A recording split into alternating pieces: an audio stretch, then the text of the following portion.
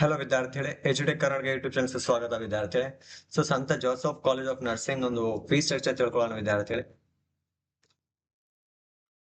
ವಿದ್ಯಾರ್ಥಿಗಳೇ, ಒಂದು under graduate courses ಹಾಗೇನೆ ಪೋಸ್ಟ್ ಗ್ರಾಜುಯೇಟ್ ಕೋರ್ಸಸ್ ಅಂತ ಸಪರೇಟ್ ಆಗಿದಾವೆ. ಪೋಸ್ಟ್ ಗ್ರಾಜುಯೇಟ್ ಅಂದ್ರೆ ಡಬಲ್ ಡಿಗ್ರಿ ವಿದ್ಯಾರ್ಥಿಗಳೇ. ಒಂದು BSc ನರ್ಸಿಂಗ್ ಕಂಪ್ಲೀಟ್ ಆಗಿದ್ಮೇಲೆ ಅದ್ರ ಮೇಲೆ ಒಂದು ಡಿಗ್ರಿ ಏನ್ ಮಾಡ್ತೀವಲ್ಲ, ಅದನ್ನ ಪೋಸ್ಟ್ ಗ್ರಾಜುಯೇಟ್ಸ್ ಅಂತ ಕರಿತೀವಿ. ಅದು ಕೂಡ ಇಲ್ಲಿ ಅಂದ್ರೆ ಈ ಒಂದು ಕಾಲೇಜ್ ಆಫ್ ಸಂತ ಜಾನ್ಸ್ ಕಾಲೇಜ್ ಅಲ್ಲಿ ಯಾವ ತರ ಒಂದು ಕೋರ್ಸಸ್ ಅವೈಲೇಬಲ್ ಇದಾವೆ, ಫೀಸ್ ಹೆಂಗಿದೆ, ಎಷ್ಟು ಇಯರ್ಸ್ ಇರುತ್ತೆ, ಎಲ್ಲ ಡೀಟೇಲ್ ಆಗಿ ಕೊಟ್ಟಿದ್ದಾರೆ. ಚೆಕ್ ಮಾಡ್ಕೊಳ್ಳೋ ವಿದ್ಯಾರ್ಥಿಗಳು. ಇದು ಪರ್ಟಿಕ್ಯುಲರ್ ಆಗಿ ಒಂದು ಕ್ರಿಶ್ಚಿಯನ್ ಕಾಲೇಜಸ್ ಅನ್ಸುತ್ತೆ ವಿದ್ಯಾರ್ಥಿ. ಎಲ್ಲ ಕ್ರಿಶ್ಚಿಯನ್ ಕಾಲೇಜಸ್ ವಿದ್ಯಾರ್ಥಿಗಳಿಗೆ ತುಂಬಾ ಅಪ್ಲಿಕೇಬಲ್ ಆಗುತ್ತೆ. ಬೇಸಿಕ್ ನರ್ಸಿಂಗ್ ಕೋರ್ಸ್ ಅಂತ ಕೊಟ್ಟಿದ್ದಾರೆ. 4 ಇಯರ್ಸ್ ಇರುತ್ತೆ, 4 ಸೆಮಿಸ್ಟರ್ ಇರುತ್ತೆ. 4 ಸೆಮಿಸ್ಟರ್ ಅಂದ್ರೆ ನಾವು ಇಯರ್ ವೈಸ್ ಚೆಕ್ ಮಾಡಂಗಿಲ್ಲ ವಿದ್ಯಾರ್ಥಿ. ಒಂದು BSc ನರ್ಸಿಂಗ್ ಆಗಿರ್ಬೋದು, ಮೆಡಿಕಲ್ ಆಗಿರ್ಬೋದು, ಮತ್ತೆ ಇಂಜಿನಿಯರಿಂಗ್ ಆಗಿರ್ಬೋದು, ಇದೆಲ್ಲ ಸೆಮ್ ವೈಸ್ ಇರುತ್ತೆ. 6 ತಿಂಗಳಿಗೆ ಒಂದು ಸೆಮ್ ಅಂತ ಕರಿತೀವಿ. 8 ಸೆಮ್ ಆಗ್ತವೆ. ಅದು 4 ವರ್ಷಕ್ಕೆ.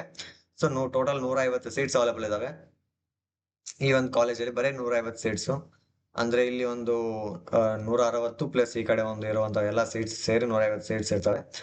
ಇಲ್ಲಿ ಬಂದು ಯಾವ ಒಂದು ಕೋರ್ಸಸ್ ಇದಾವೆ ಅಂದ್ರೆ, post basic BSc nursing course 2 years ಇದೆ, and basic BSc nursing course 4 years ಇದೆ. ಹಾಗೆ general nursing and midwifery course ಬಂದು 3 ವರ್ಷ ಇರುತ್ತೆ. ಟೋಟಲ್ 100 ಸೀಟ್ಸ್, ಇಲ್ಲಿ 60 ಸೀಟ್ಸ್, ಇಲ್ಲಿ 50 ಸೀಟ್ಸ್ ಇದಾವೆ. ಹಾಗೇನೆ MSc ನರ್ಸಿಂಗ್ ಕೋರ್ಸಸ್ ಅಲ್ಲಿ ಬಂದು medical surgery nursing, OBG nursing, and paediatric nursing, and community health nursing, and psychiatric nursing ಅಂತ ಬರುತ್ತೆ. ಅವು 2 ಇಯರ್ಸ್ ಇರುತ್ತೆ. ಸೀಟ್ಸ್ ಬಂದು ಈ ತರ ಇದಾವೆ, ಪ್ರತಿಯೊಂದೊಂದು ಸೀಟ್ಗೆ ಈ ತರ ಇದಾವೆ KE ಡಿಪಾರ್ಟ್ಮೆಂಟ್ ಅವ್ರಿಗೆ. ಓಕೆನಾ? KE ಡಿಪಾರ್ಟ್ಮೆಂಟ್ ಇರೋದು ಇಷ್ಟೇ ಅವೈಲೇಬಲ್ ಸೀಟ್ಸ್ ಇದಾವೆ. ಹಾಗೇನೆ ಒಂದು MSc in nurse practitioner in the critical care nursing ಅಂತ ಬರುತ್ತೆ. ಅದು 2 ಇಯರ್ಸ್ ಇದೆ. ಟೋಟಲ್ 5 ಸೀಟ್ಸ್ ಅವೈಲೇಬಲ್ ಇದಾವೆ. ಓಕೆನಾ? ಡಾಕ್ಟರಲ್ ನರ್ಸಿಂಗ್ ಅಂತ ಬರುತ್ತೆ. PhD nursing and medical surgery nursing ಅಂತ ಬರುತ್ತೆ. ಅದು ಕೂಡ 5 ಇಯರ್ಸ್ ಅಂಡ್ 5 ಸೀಟ್ಸ್ ಇದಾವೆ. ಇಲ್ಲಿ ಪೋಸ್ಟ್ ಗ್ರಾಜುಯೇಟ್, ಇದು ಡಾಕ್ಟರಲ್. ಓಕೆನಾ? PhD ಏನ್ ಮಾಡ್ತಿರಲ್ಲ, ಅದ್ರ ಮೇಲೆ ಅದು ಅವ್ರಿಗೆ ಬರೀ 5 ಇಯರ್ಸ್ ಇರುತ್ತೆ. 5 ಸೀಟ್ಸ್ ಮಾತ್ರ ಅವೈಲೇಬಲ್ ಇದಾವೆ. Schedule of events for BSc nursing. Basic nursing basic ಅಥವಾ BSc ನರ್ಸಿಂಗ್ ಅಂತ ಹೇಳಿದಾನೆ. ಇಲ್ಲಿ ಬಂದು ಕೋರ್ಸ್ ಅಂಡ್ ಅಪ್ಲಿಕೇಶನ್ ಎಲ್ಲ ಕಂಪ್ಲೀಟ್ ಆಗಿದೆ ವಿದ್ಯಾರ್ಥಿ. ಇವಾಗ ಯಾರು ವಿದ್ಯಾರ್ಥಿಗಳು ಅಪ್ಲೈ ಮಾಡೋಕಿಲ್ಲ. ಇದು ಆಲ್ರೆಡಿ ಅಪ್ಲೈ ಮಾಡಿರೋಂಥ ವಿದ್ಯಾರ್ಥಿಗಳು ಒಂದು ಅಪ್ಲಿಕೇಬಲ್ ಆಗುತ್ತೆ. For starting date BSc nursing and midwifery 18/3/2025. ಒಂದು ಮಾರ್ಚ್ ಅಲ್ಲೇ ಸ್ಟಾರ್ಟಿಂಗ್ ಡೇಟು ಅಂಡ್ ಮೇ ಅಲ್ಲಿ ಕಂಪ್ಲೀಷನ್ ಡೇಟ್ ಎಲ್ಲ ಆಗಿದೆ. ಅಪ್ಲಿಕೇಶನ್ ಫೀಸು ಒಂದು ಇದರ ಸೆಲೆಕ್ಷನ್ ಪ್ರಾಸೆಸ್ ಏನಿರುತ್ತಲ್ಲ, ಸಂತ ಜಾನ್ BSc ನರ್ಸಿಂಗ್ ಕಾಲೇಜ್ ಏನಿದೆಲ್ಲ, ಇದು ಟೆಲಿಫೋನಿಕ್ ಇಂಟರ್ವ್ಯೂ ಮುಖಾಂತರ ಇರುತ್ತೆ. ಒಂದು ಕಾಲ್ ಮಾಡ್ತಾರೆ, ಕಾಲ್ ಮುಖಾಂತರ ಇಂಟರ್ವ್ಯೂ ತಗೊಂಡು ನಿಮ್ಮನ್ನ ಸೆಲೆಕ್ಷನ್ ಪ್ರಾಸೆಸ್ ಒಂದು ಮೇ 21ರಿಂದ 24ವರೆಗೂ ಒಂದು ನಿಮ್ಮ ಒಂದು ಇಂಟರ್ವ್ಯೂ ಇರುತ್ತೆ. ಅದ್ರಲ್ಲಿ ಸೆಲೆಕ್ಷನ್ ಮಾಡ್ಕೊಳ್ತಾರೆ. ಅಡ್ಮಿಷನ್ ಕಮೆನ್ಸ್ ಬಂದು 6ನೇ ತಿಂಗಳು ಅಂದ್ರೆ ಜೂನ್ 2ಕ್ಕೆ ಒಂದು ಅಡ್ಮಿಷನ್ ಸ್ಟಾರ್ಟ್ ಆಗುತ್ತೆ.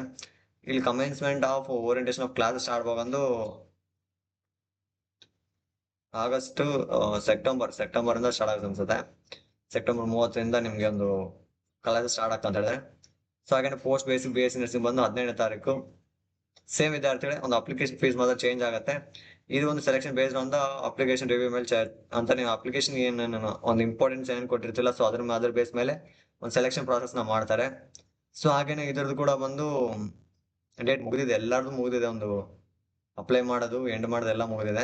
ಇಲ್ಲಿ ಏನಿದು ಕ್ಲಾಸಸ್ ಚೆಕ್ ಮಾಡ್ಕೊಳ್ಳೋದು, ಯಾವ ಬೇಸ್ ಮೇಲೆ ಒಂದು ಸೆಲೆಕ್ಷನ್ ಮಾಡ್ತಾರೆ ಅನ್ನೋದು ನಾವು ಚೆಕ್ ಮಾಡ್ಕೋಬಹುದು.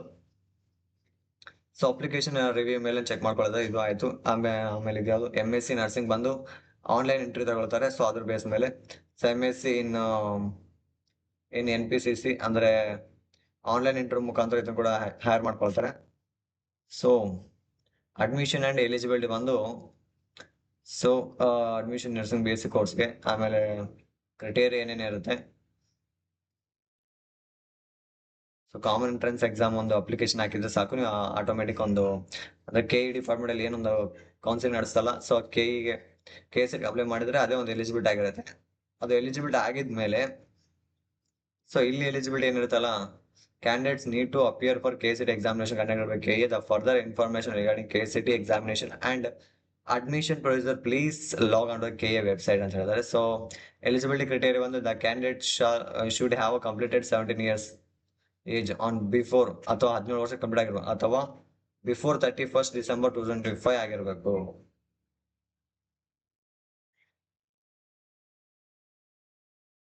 ಸೊ ಮಿನಿಮಮ್ ಎಜುಕೇಶನ್ ಕ್ವಾಲಿಫಿಕೇಶನ್ ಬಂದು PUC ಕಂಪ್ಲೀಟ್ ಮಾಡಿರ್ಬೇಕು. ಕ್ರಿಕೆಟ್ ಒಂದು 55% ಆಫ್ ಫಿಸಿಕ್ಸ್, ಕೆಮಿಸ್ಟ್ರಿ, ಬಯಾಲಜಿ ಎಲ್ಲವೂ ಸೇರಿ 50% ಇರಬೇಕು. ಮತ್ತು ಆಪ್ಷನಲ್ ಆಗಿ ಏನಾಗಿದ್ರೆ ವಿದ್ಯಾರ್ಥಿಗಳು ಅವರು 40% of for SC ST OBC students ಬರುತ್ತೆ.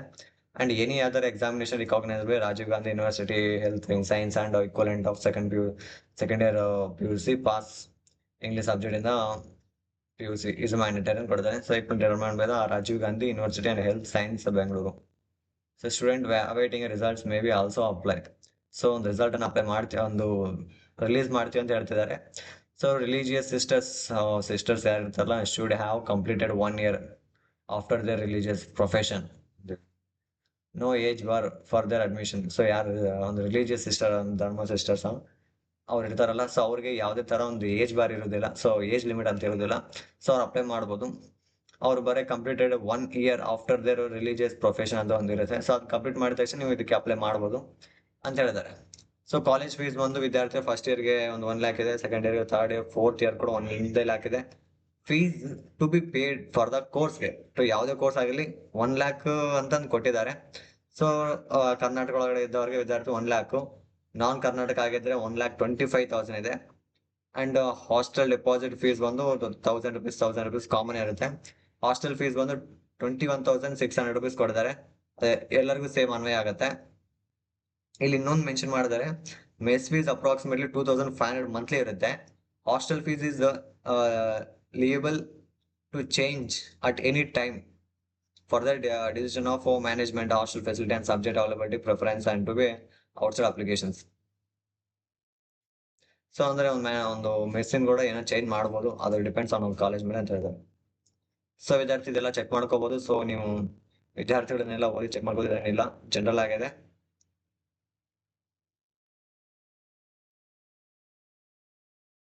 ಸೊ ಇಲ್ಲಿ ಮತ್ತೆ ನಿಮ್ಮೊಂದು ಫೀಸ್ ಅನ್ನ ಕೊಡಿದ್ದಾರೆ. ಸೊ ಒಂದು ಪೋಸ್ಟ್ ಬೇಸಿಕ್ ನರ್ಸಿಂಗ್ ಯಾರ್ಯಾರು ಮಾಡ್ತಿಲ್ಲ, ಸೊ ಆ ವಿದ್ಯಾರ್ಥಿಗಳ ಒಂದು eligibility criteria and how to apply. So ಹಾಗೇನೆ ಒಂದು fees to be paid.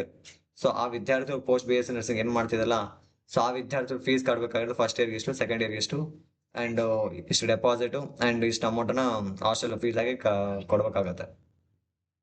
So general nursing ಮಾಡುವಂತ ವಿದ್ಯಾರ್ಥಿಗಳಾಗಿರ್ಬೋದು, ಸೊ ಅವರು ಫೀಸ್ ಎಷ್ಟಿರುತ್ತೆ, ಸೊ ಇಲ್ಲಿ ಕೂಡ ಕೊಟ್ಟಿದ್ದಾರೆ. ಸೊ ಆಮೇಲೆ MSc ನರ್ಸಿಂಗ್ ಇಂದ practitioner of critical care nursing. So ಎಲ್ಲ ವಿದ್ಯಾರ್ಥಿಗಳು ಕೂಡ ಇಲ್ಲಿ ಒಂದು ಫೀಸ್ ಅನ್ನು ಕೊಟ್ಟಿದ್ದಾರೆ. ಸ್ವಲ್ಪ ಹೆಚ್ಚು ಕಡಿಮೆ ಇರ್ಬೋದು, ಒಂದು ಮೆಸ್ ಫೀಸ್ ಅಲ್ಲಿ ಹೆಚ್ಚು ಕಡಿಮೆ ಆಗ್ಬೋದು. ಕಾಲೇಜ್ ಫೀಸ್ ಏನಿದೆಲ್ಲ, ಸೊ ಇದನ್ನ ಆಸ್ ಇಟ್ ಈಸ್ ಇಟ್ಟೇ ಇರ್ತಾರೆ. ಸೊ ಈ ಮೆಸ್ ಫೀಸ್ ಬಂದ್ರೆ 2,500 ಏನಿದ್ರೆ 3,500 ಆಗ್ಬೋದು ವಿದ್ಯಾರ್ಥಿ, ಇಷ್ಟೊಂದು ಚೇಂಜ್ ಆಗ್ಬೋದು, ಉಳಿಕೆಲ್ಲ ಸೇಮ್ ಇರುತ್ತೆ.